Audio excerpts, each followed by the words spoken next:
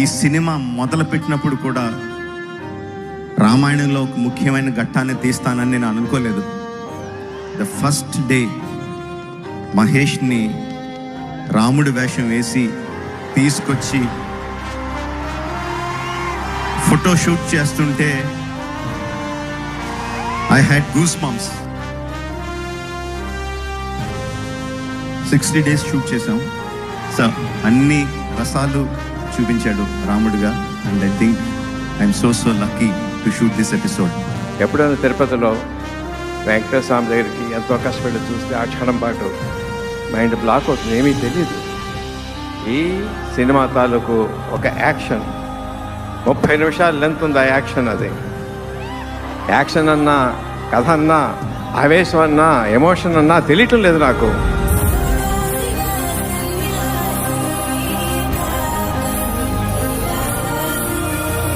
అలా చూస్తూ ఉండిపోయాను. మహేష్ బాబు తాలూకు విశ్వరూపం దాంట్లో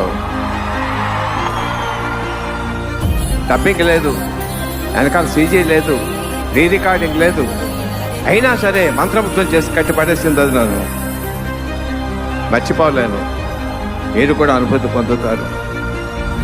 ఒక రకంగా చెప్పాలంటే once in a life time project.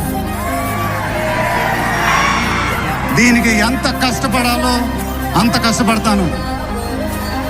I'll make everyone proud. Most importantly, I'll make my director the most proud. Varanasi release అయినప్పుడు మాత్రం the whole of India will be proud of us.